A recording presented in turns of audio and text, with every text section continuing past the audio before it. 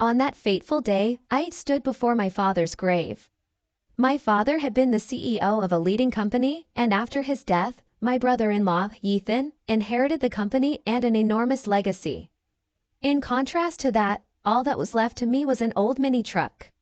Ethan, without hiding his good position, mockingly said, "With this, I've got the company and the entire estate in my grasp. That mini truck suits you." However, to me, that mini truck was not just an object. I gazed at the old vehicle with warm sentiment, and when I started the engine, I noticed something on the navigation system. "What's this? The navigation system already has a destination set?" Gently, but with a sure hand, I began to drive the mini truck. My name is Michael Dawn, a tutor who recently turned 43 years old. Now, I stand before a large coffin in which my father lies quietly. The relationship between my father and I had been extremely complicated. The father had built a construction company in one generation, but I chose not to follow in the family business and left home to pursue a teaching career right after university.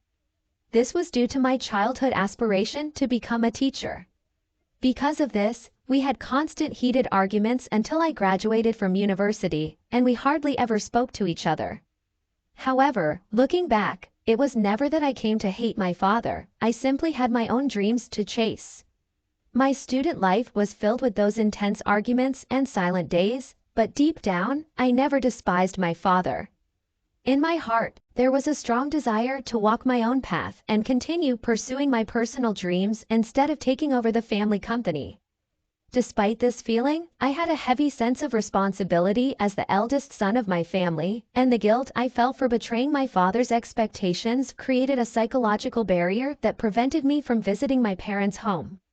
My mother relied on my sister, Lucy, to keep telling my father about my current situation. It was customary for Lucy and her husband to give gifts of fine liquor or trips for the father's birthday or the parents' anniversary, pretending they were from me. Each time, Lucy would give me advice. "I wish you and Dad could make up by talking directly. Dad is just putting on a brave face. Deep down, he must be feeling lonely." I would often recall those words of Lucy and gently shake my head. However, one day, the sad news that my father had cancer reached the family. Upon hearing this, I did not hesitate to resign from my job and head towards the home where my family was waiting. I realized what truly mattered in life was life itself, and the past conflicts with my father were insignificant. Recognizing the importance of taking action without regrets, I did that. My decision was to return to my hometown, where I voluntarily took up teaching at a local tutoring school and cared for my bedridden father. At first, my father was unable to hide his surprise at my return, but eventually accepted it with few words. I didn't throw any extra words at my father either. I simply stayed by his side and quietly continued to care for him. When I offered help when it was needed, my father would always express his gratitude in a low voice. Those words brought a measure of peace to my heart. Sadly, my father's long battle with illness came to an end. The last page of my father's life was quietly turned in the presence of me, Lucy, and our mother. We could never fully understand what our father might have been thinking in his last moments, but we sincerely hoped that his soul had embarked on a peaceful journey. Even though it was unanticipated things, the sense of loss deeply affected the family. The mother, Lucy, and even the nephew, Bob, who was a young elementary student, were all engulfed in sorrow and shed tears. The only one who did not openly show emotion was the brother-in-law, Ethan. He coldly said these words to me, who was busy making the details of the funeral. "Did he finally die, huh?" The moment I heard those words, I inwardly praised myself for not resorting to violence against Ethan. Instead, I focused on preparing for my father's funeral, not having to waste time on such trivial matters. The busyness served as a temporary distraction from the pain in my heart, almost like an oasis. With no room to spare for Ethan's words, I concentrated on the funeral preparations, ensuring each necessary procedure was carried out with certainty. The relationship between Ethan and myself had never been calm to begin with. In fact, the relationship worsened over time. However, this was a very different impression from the first time I met him. Back then, Ethan was a competent member of their father's company, and I respected his abilities. It felt as though I had gained a real brother when Ethan married my sister, Lucy. He was 4 years my senior and seemed like a role model. Even before the marriage, I would consult him about various problems, and Ethan always listened with empathy. Among those discussions were the significant theme of whether I should take over the family business. Your father, Kevin, should live his own life, and Michael, you have your own path. No one knows which choices in life are ultimately right. So, the most important thing isn't to pursue the right choices, but to make the ones you won't regret when you look back. With those encouraging words from him, I decided to transfer from the business school where I was studying management to the faculty of education where I wanted to study. As time passed, Ethan and Lucy married, and they stepped into a new chapter as a family. 20 long years have passed, and the gap between my father and me has become a gulf, and I have moved on with my life, losing the opportunity to bridge that gap. However, upon receiving the news of my father's illness, I put everything aside and hurried back home. Ethan, who once welcomed him warmly, had gradually changed, and his attitude now bore a sense of discomfort. Ethan didn't show his transformation openly, and whenever we were alone in the house, he didn't hesitate to comment in a cold tone. You rushed back in a panic when you heard Kevin collapsed, didn't you? But know this, no matter what happens here, you won't inherit anything. I was momentarily confused by his sudden words, struggling to keep up with my thoughts. What do you mean? Don't pretend you don't know. It may be a coincidence, but even if you now desire to manage the company, it's already decided that I will take over as the next head.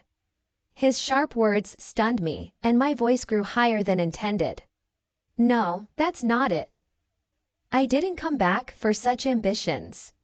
I realized my lack of filial piety and wanted to show my apologies to Dad, even if it's late. I don't need your fancy talk. It's just like a line from a TV drama, isn't it? Lucy likes that kind of stuff, but were all those gifts you've ascended just a calculation to look good in front of Kevin? That is absolutely not true. I desperately tried to clear up the misunderstanding about me with every explanation I could muster. However, Ethan seemed to have already made up his mind and wasn't interested in keeping my words to heart. What's more, his words could be taken as a slight against Lucy, and for the first time, I felt a strong distrust towards Ethan. Since that incident, Ethan began to throw blatant sarcasm towards me. No matter how much you tried to get in the good graces of Kevin, that time has passed. Don't make me laugh. Go back to where you should be learning and deal with your troubled students. At first, I deeply reflected on how I appeared to others and how others perceived me. However, Ethan's words reflected a self-righteous, authoritarian stance rather than true concern for our father. His behavior sometimes belittled his father and even Lucy, who was his spouse. Through these things, I became convinced that Ethan had married Lucy with his eyes on my father's company and inheritance. As if to prove this, he seldom visited my father's sickbed and never took part in caregiving. Now, all I can do is work as hard as I can to protect the company that Kevin built. Indeed, Ethan's words were polished, but at his core was a simple wish to avoid troubles. When the weekend came around, he would immerse himself in golf, his personal enjoyment, under the guise of business. There was no sign of him wanting to take care of his son. Ethan publicly stated he wanted his son to acquire many skills to eventually take over the family business, but he pushed the responsibility of transportation to Lucy, who maintained the household. When Lucy showed even slight discontent with the burden, I'm giving my all to everything for Kevin's sake. Now is the time to produce results by any means necessary. Let's overcome this trial together. And he would speak passionately, taking Lucy's hand. Whenever the topic of our father came up, Lucy struggled to assert herself and would typically nod in reluctant agreement. Ethan was adept at playing the perfect person in front of Lucy, so it's understandable that she was persuaded. He revealed his true self to me, probably because he saw me as the same kind of person as him. Once I get used to Ethan's sarcasm and provocations, I won't notice them anymore. However, when our beloved father passed away, my heart nearly broke. I was filled with an indescribable sadness and emptiness. While Ethan outwardly seemed pained by the deterioration of our father's health, I couldn't help but suspect that he had been waiting for this moment. This realization brought immense sorrow to my heart, and feelings of anger and grief overwhelmed me. As a result, Ethan inherited most of our father's vast fortune. He had been welcomed into our family as a son-in-law and had the same inheritance rights as Lucy and me. Following my father's will, Ethan inherited the majority of the shares of the company my father managed, as well as a significant amount of wealth. This was an unforeseen development, and I was truly at a loss for words. Despite my status as a biological child, I had believed the inheritance would be divided fairly among the three of us, but the reality was that Ethan received almost everything. All that was left to me was an old work mini truck that my father had once cherished. Ethan acted shocked in public, but when it was just the two of us, scoffed with a laugh. You came all the way from the city to this rural backwater, cared for Kevin day and night, and all you ended up with is this tiny truck, huh? What an ironic end. Now the company is mine. You're left with just the mini truck as your inheritance, huh? It's like a comedy. Without any attempt to hide the cynical smile tugging at the corners of his mouth, Ethan left the room. Overwhelmed by a sense of emptiness, I gripped the keys to the mini truck tightly in my hand. The cold metal of the keys reminded me of the harshness of reality. Keep your head up. Kevin had his reasons. He didn't mean to upset you. It's true. That pickup was something Dad always cherished. It was his beloved vehicle. There's no way he lacked affection for you. Despite my family's warm encouragement, I couldn't muster words from the bottom of my heart. It felt as though I had been struck with a blow. I understand that material inheritance doesn't reflect the depth of a father's love. But the reality that a man like Ethan monopolizes the fruits of my father's hard work is an unbearable insult to me. The problem is not about the money. It left a deep scar on my heart to entrust the company that my father had worked so hard to build to a man who was secretly waiting for his death. But I have no power or means to change the situation. My hand unconsciously gripped the key to the mini truck left to me. Against the backdrop of the clear sky, I decided to take care of the mini truck left to me. This vehicle is the only thing my father left me. It feels like it has some deep meaning. I thought that if I could cleanse my feelings in some way while polishing this car, the work would take on an added significance. I used a hose to carefully wash the body, and after finishing the task, I sat in the driver's seat where my father always sat and started the engine. That's when I noticed something different on the navigation system screen. That's odd. What is this? For some reason, the navigation screen, which should normally display my location and nearby map, showed a single thick blue route. Why is there a destination set on the navigation system? This type of display usually appears when navigating a route to a destination. When I checked the destination shown on the screen, instead of a specific place, there were only coordinates entered. Following these coordinates would require about an hour's drive. Anyway, I'd like to go for a drive in this light truck and check out the place. Without giving it much thought, I put the truck in first gear and left the house. About an hour into the enjoyable drive, I arrived at. Could it be, home? I unexpectedly stopped in my tracks at the sight before me. In contrast to the stately houses in my hometown, there stood a small, modest house that gave a sense of warmth. As far as I looked around, a natural silence reigned, and I couldn't even detect the presence of anyone else. I stepped out of the truck and stood in front of the small house, feeling a slight bewilderment. I couldn't find any signage that might symbolize the house, but it was clear that this spot the navigation system showed me had some kind of meaning, so I just stood there without turning back.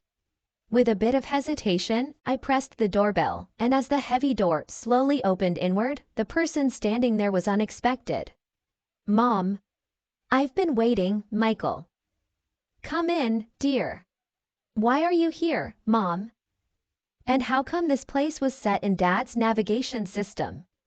I will explain everything, but first, come inside and take a breath. Following my mother, I hesitantly crossed the threshold of the house. The interior was simple yet warm, a functional space with only the essentials for living.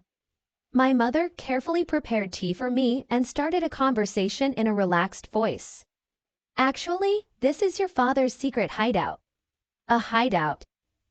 This is the first time I've heard that my father owned a place like that. With a serene expression, she began to speak plainly. This place is our secret spot, where we come when we needed our own space or simply wanted to enjoy some peace and quiet. When a small marital spat seemed likely to escalate, it was our rule to come here to calm down. You didn't know about it, did you? I was lost in surprise and deep thought. I had no inkling that such a family rule existed.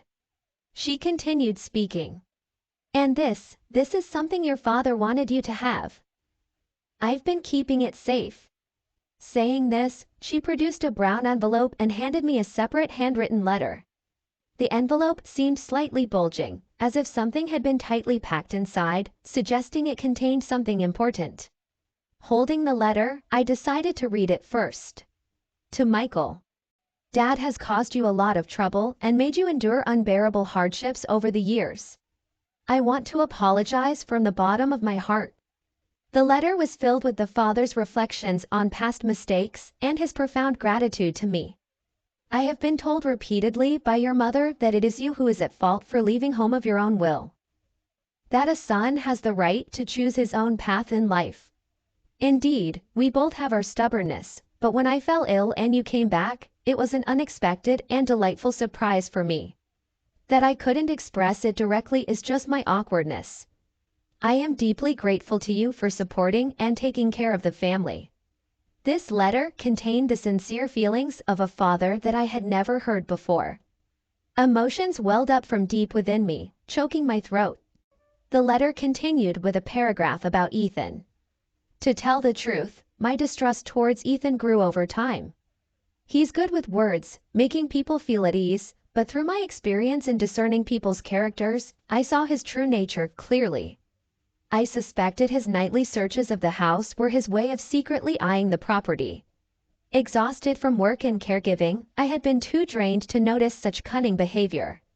But now, knowing Ethan as I did, this was a believable account. I have no intention now of entrusting the company to you, but in case of unforeseen circumstances.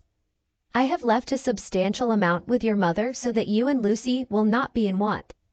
Please accept it. Finishing the letter, I looked up at my mother.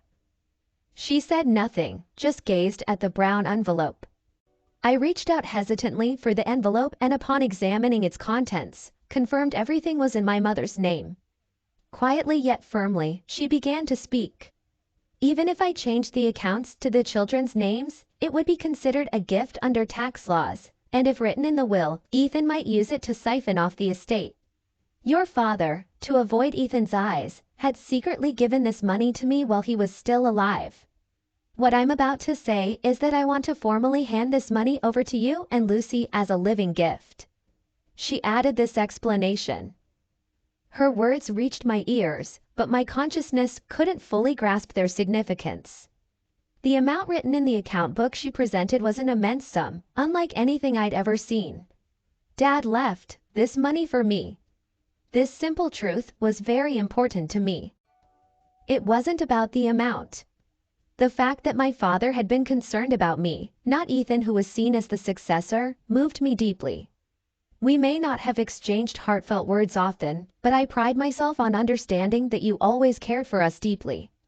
I want everything I entrusted to you, through your mother, to be passed on to you. Take it as thanks for the gifts you've given me every year. And for that, I am truly grateful. Before I knew it, I was crying out loud, unable to contain my emotions. For a long time, I felt that father never really understood me. But I was completely wrong. He always understood and cherished me. That must be why he trusted me with that old mini truck, believing I would never let it go and would always use it well. Mom. I really wish I could have done more for Dad. I couldn't suppress the deep regret I was feeling inside, but my mother eased my feelings with a gentle smile. My mother answered me as if she could see through the deep regret I was hiding in my heart. It's natural for children to think they could have done more when mourning a parent's death. But you brought great joy to your father and gave him so much love. You were my father's greatest pride. Hearing her words, I found myself crying unknowingly. Her words spurred a resolution within me. I was determined not to leave the company my father built to someone like Ethan, who wished for his death. I resolved to quietly rebel, to devise a meticulous plan without letting Ethan realize I had acquired a substantial fortune. The first step was to reach out to the corporate executives my father had trusted to build a foundation for their support. They agreed to help, endorsing my stance to carry on my father's will. It was clear from their reactions that my father had never spoken ill of me. Meanwhile, my mother and sister acted as though consoling me during the reading of the will, ensuring Ethan's attention was not on me. They continued to perform the same act in front of Ethan. As a result, Ethan is convinced he has succeeded and looks down on me with arrogance. Hey, do you, abandoned by your father and left a poor man, still intend to stay in this house? I'm the new president now. Admit your defeat and go back home. And every time he uttered those words, he would dismissively wave his hand as if swatting away a small fly. Ethan's smug demeanor since he assumed the position of CEO ironically led to an unsettling atmosphere in the company's management. While his high position was well known throughout the company, instead of fulfilling the responsibilities that came with it, he became increasingly haughty towards his subordinates, which led to intensified internal conflicts, and many employees left the company dissatisfied with him. Even as valuable talent drained away, Ethan remained unquestioning of his direction, brimming with self-assurance. Those who can't grasp my superior vision might as well quit immediately, he declared publicly, continuing to make decisions based on his own judgment, unaffected by the opinions of others. As the chaos within the company grew day by day, Ethan indulged in financial pleasures and a lavish lifestyle, while the passion he once might have had for the business seemed to have vanished into thin air. When I first met him, he truly seemed like a wonderful person. He was competent at his work, and even Dad approved of him. How could he have changed so much? She shed tears every night secretly, away from the children's eyes. I couldn't just watch the company decline right before my eyes. I was quietly but surely preparing my next move. And finally, the time came to act. That day, I left home earlier than usual and waited for the moment Ethan arrived at the office. As Ethan stepped into the president's office, he was astonished to see me there, his eyes wide with surprise. I had been waiting for his delay. The sight of me sitting comfortably in the chair usually reserved for the president was an unexpected scene for him. What the hell are you doing? Why are you sitting there? What is the meaning of this? Someone.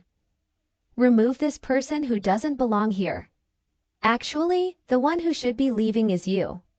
What are you talking about? Have you finally lost your mind?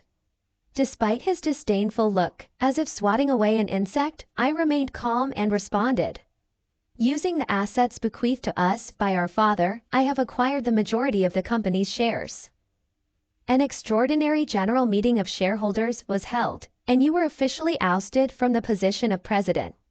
Ethan, I'm sorry to say, but you are no longer the president of this company. Wait, just a minute. He was clearly confused, repeating words that made no sense. Don't you understand? I now control 2/3 of this company's shares. But the inheritance left by father, wasn't it just an old mini truck that you got? That mini truck turned into money in an unexpected way. What about it? I had no intention of explaining the details about the hideaway that Ethan was probing into, and deliberately obfuscated his answer to divert the topic, which only darkened Ethan's expression further. The game is over. Leave this place immediately. First, please have a look at this. Calmly, I presented Ethan with several documents. As Ethan received and perused them, his complexion rapidly changed, and he turned pale. What is this? This is the minutes of the extraordinary general meeting of shareholders. And this other document is the notice of your dismissal. Clutching the papers, Ethan's face turned red with anger. He crushed the documents in his hands, and could not hide his intense agitation. You think this will hold up? I'll take legal action. Unperturbed by the threat, I responded calmly. By all means, proceed with legal action. We have ample justification for our actions. What justification? You've been after that old man's wealth and this company from the start. It's nothing more than an act of jealousy. Ethan, let me ask you directly, have you been diverting company assets for personal use and engaging in leasing contracts? What if I have? What's it to you? Upon my inquiry, Ethan visibly lost color, his face turning ashen with shock. How did you know about that? I confronted Ethan directly, listing his specific acts of misconduct. They involved taking home computers and appliances provided by the company for personal use. There's more to be made clear. Computers that should be in the office are being used at your home for personal reasons, along with TVs and other appliances. Treating company property as your own personal belongings, wouldn't you say this is sufficient a just cause? Struggling to find words, Ethan frantically tried to come up with a rebuttal. Why, how do you know about that? Locking eyes with Ethan and not noticing his quivering lips, I pressed on with more facts. You should have been more aware of your position. Did you become complacent the moment you thought you had everything under control? I continued to pursue Ethan's actions based on information from the company's executives. After the father passed away, Ethan's behavior became increasingly arrogant. While he had always been condescending, he used to maintain a respectful posture towards higher-ups, but this changed after becoming president. He started shifting responsibilities onto others, pushing troubles down to subordinates while enjoying his high office, sometimes even dozing off in his chair. This attitude led loyal employees who once respected the father to leave the organization. Frustrated, Ethan vented his displeasure at me.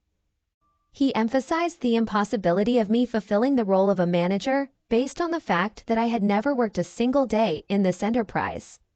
But think about it, how can someone with absolutely no experience in running a company become president? It's impossible to leave management to someone like you. You are absolutely right. I have no intention of becoming the president of this company. The reason I'm sitting in this chair is more of a symbolic message to you. Actually, a new president has already been elected by a different board of directors and is already carrying out their duties. What? Stunned, he stood with his mouth agape, his eyes round with surprise. The turn of events was completely different from what he had anticipated. He had been convinced for a long time that I was after the presidency and had plotted to replace him. As I've said many times, I'm not after the president's position. My only wish is to honor my father and protect the company he dedicated his life to building. That's all. Who would believe such flowery words? You might not understand. You've always focused solely on the wealth and status to be inherited from our father, not on his personal worth. After my response, Ethan stood trembling with indignation for a while, but then seemed to make a decision and regained his composure. Do you think this is over and you can enjoy it? He left the president's office with a swish. That night, an unexpected twist occurred. Lucy shockingly threw divorce papers at Ethan, signaling the end of their marriage, a consequence of Ethan's misdeeds at the company leading to his disciplinary dismissal. The successor as president was chosen from among the directors who revered my father, determined to protect the company he built no matter the difficulties. I felt that the company should be entrusted to someone who would carry on my father's legacy, a sentiment supported by my mother and sister.